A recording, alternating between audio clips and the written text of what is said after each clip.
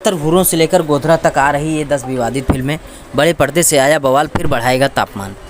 The Kerala story की धमाकेदार कामयाबी बॉलीवुड के लिए मिसाल बन चुकी है, लेकिन अब इस कामयाबी के साथ फिल्म के हिस्से विवाद भी जमकर सामने आए हैं और इसमें पॉलिटिक्स ने भी खूब हवा दी है। विवादों को आंच देने वाली फिल्मों का ये सिलसिला अभी थमने वाला नहीं है। पेश है उन फिल्मों की लिस्ट जो आने वाले महीनों में विवादों को खूब हवा देगी। आपको बता दें कि साल 2023 के पहले 6 महीने बीत चुके हैं और इस दौरान बॉलीवुड फिल्मों के हिस्से में भरपूर विवाद आ रहे हैं। मार्च में रिलीज हुई राजकुमार राव की फिल्म भीड़ से लेकर हाल ही में आई प्रभास की फिल्म आदिपुरुष तक, फिल्मों का विवाद खबरों से लेकर सोशल मीडिया तक का तापमान बढ़ाने में लगे रहते हैं। अदा शर्मा की द केरला स्टोरी से जुड़े विवादों का तो पूरा एक सीजन चला गया और रिलीज के 1.5 महीने बाद ही अब भी इससे जुड़ा कुछ न कुछ नया पंगा सामने आता है। जबकि इस बीच प्रभास की आदिपुरुष का विवाद भी इतना बड़ा हो गया कि थिएटर्स में उनकी फिल्म तक प्रदर्शन होने लगे। इन सभी फिल्मों से जुड़े विवादों में एक दिलचस्प चीज़ हुई, इन पर पॉलिटिक्स भी बहुत हुई। बल्कि ये कहना ज़्यादा सही होगा कि पिछले कुछ समय में फिल्मों की नैतिक और सोशल पोजीशन की कंट्रोवर्सी कम हुई और पॉलिटिकल विवाद ज़्यादा आया। एक दौर था जब फिल्मों में विवाद corrupt moral behaviour, bold content और वायलेंस प्रमोट करने को लेकर होते थे। ऐसा नहीं है कि यह भी सही था, लेकिन शाहरुख खान की रिकॉर्ड तोड़ ब्लॉकबस्टर पठान की विवाद दीपिका पादुकोण की बिकनी पहनने से नहीं बल्कि बिकनी के रंग को लेकर हुआ और बिना कोई समय गंवाए राजनीति के गलियारों में इस विवाद को लपक लिया। केंद्र में सत्ता संभाले रही भाजपा सरकार हो या विपक्ष में बैठी कांग्रेस और समाजवादी पार्टी, विवादों पर नेताओं ने लाल पीले होकर खूब बयान दिए। जनता ने भी अपनी लिमिटेड पॉलिटिकल कैपेसिटी में विवादित फिल्मों को लेकर सोशल मीडिया पर खूब स्टैंड किया। हालांकि इस दंगलबाजी को लेकर बहुत से लोगों का फिल्म देखने का मूड भी ख़राब हो गया, लेकिन ये फिल्मी विवाद आपकी रियलिटी के सिलेबस से इतनी जल्दी बाहर नहीं जाने वाले। अगर आप सोशल मीडिया पर विवादित फिल्मों की स्कैनिंग का आनंद पाते हैं तो ये आपके लिए गुड न्यूज़ है, और अगर आप इससे वाइब भंग होता है तो ये warning.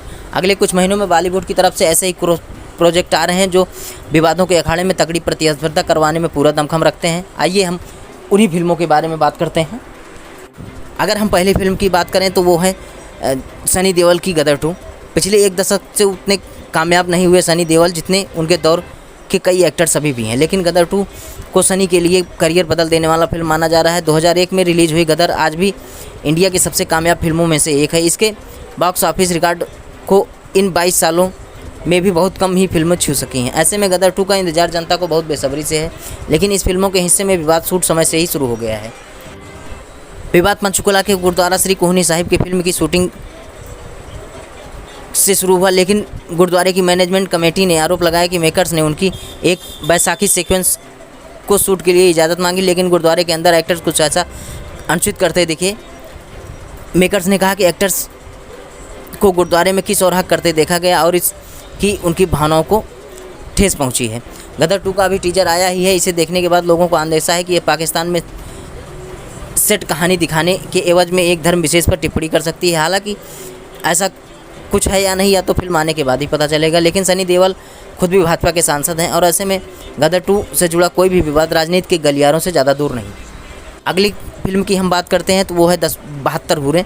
National award winner director Sanjay Puran Singh Chauhan की इस फिल्म का टीजर कुछ ही समय पहले आया था। इस टीजर वीडियो में Osama bin Laden, Ajmal Kasab, Masood Azhar, Hafiz Saeed और याकूब मेनन जैसे कई आतंकवादियों की तस्वीरें और बयान है।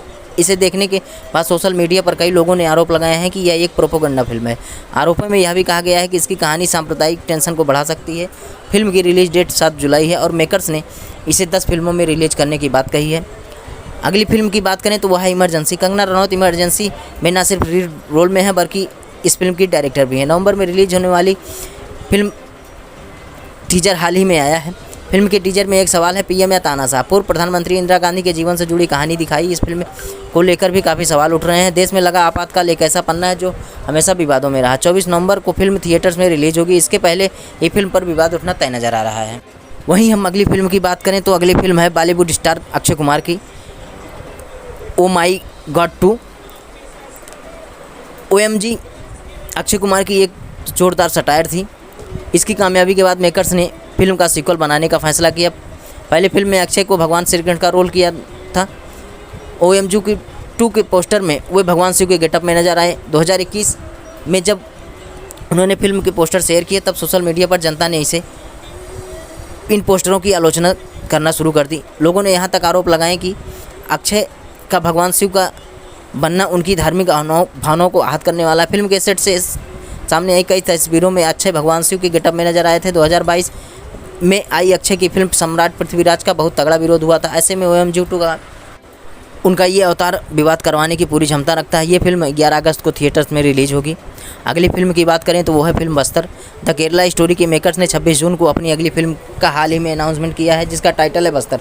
डायरेक्टर सुदीप्तो सेन ने फिल्म का पोस्टर शेयर करते हुए लिखा कि छत्तीसगढ़ के बस्ते जिला की दंतेवाड़ा में चिंतनेर गाँव के आतंकवादियों ने एक खूनी हमले में 76 CRPF जवानों और 8 निरीह गाँव वालों की मौत हो गई थी। ठीक 14 साल बाद पेओटिक जस्टिस होगा। छत्तीसगढ़ के दंतेवाड़ा इलाके में नक्सली गतिविधियों से बहुत प्रभावित रहा है और नक्सलवाद अपने आप में एक बहुत विवादित पॉलिटिकल मुद्दा रहा है।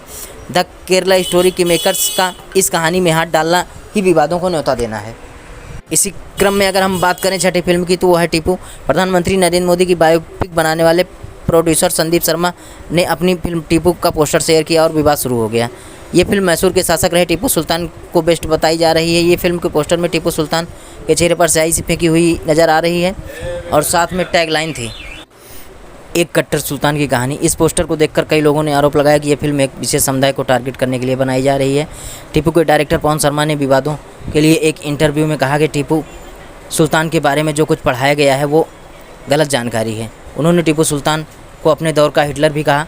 टीपू की रिलीज इसी साल के लिए अनाउंस की गई है और इसके आने के बाद विवाद ना हो यह बहुत मुश्किल ही नज़र आ रहा है।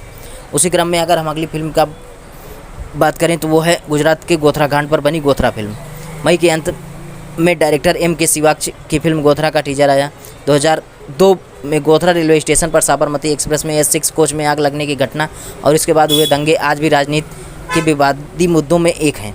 गोथरा का एक टीजर इस घटना पर सवाल करते हुए पूछता है कि दुर्घटना या सत्यायन। गोधरा कांड पर बनी इस फिल्म की रिलीज डेट अनाउंस नहीं की गई है, लेकिन इसके बाद यह फिल्म जल्द ही रिलीज करने के लिए बताई गई है। इस टॉपिक पर फिल्म बनने पर विवाद ना हो, उस पर राजनीति का रंग न चढ़े, ये लगभग असंभव होने वाला है।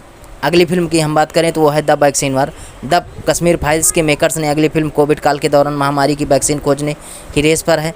ये फिल्म भारत में कोविड-19 की वैक्सीन खोजे जाने की हाईलाइट करेगी। वैक्सीन की खोज और कोविड वैक्सीनेशन का पूरा प्रोसेस तगड़ी पॉलिटिकल बहसों का मुद्दा था। ऐसे में फिल्म इस बहस के विपक्ष में बैठे लोगों को कमेंट ना करें, ये मुश्किल होगा।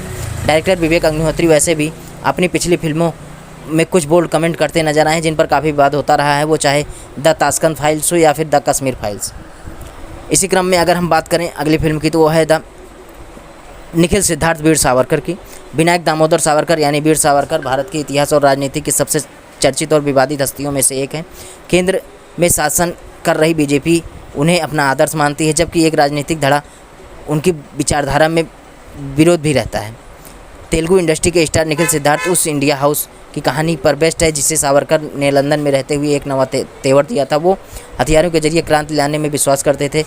उन्होंने इंडिया हाउस के जुड़े क्रांतिकारियों को बम बनाने की तकनीक सिखानी शुरू की थी। द इंडिया हाउस उसी दौर की कहानी है और इस कहानी में वीर सावरकर के किरदार के बिना वजन आना असंभव है।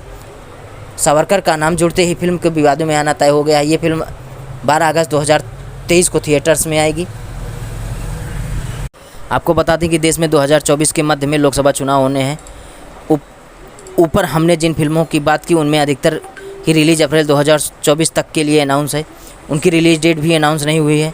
उनकी तैयारी भी बताती है कि वो अप्रैल-मई तक रिलीज करने के लिए तैयार होंगी। इस फिल्मों को जहां गर्म चुनावी माहौल का फ़ायदा मिलने का पूरा चांस है, वहीं ये भी ऑलमोस्ट पक्का है कि इन फिल्मों से उठी आँच पर तैयार भाप चुनावी माहौल का तापमान और बढ़ाएगी। Bureau report, live media.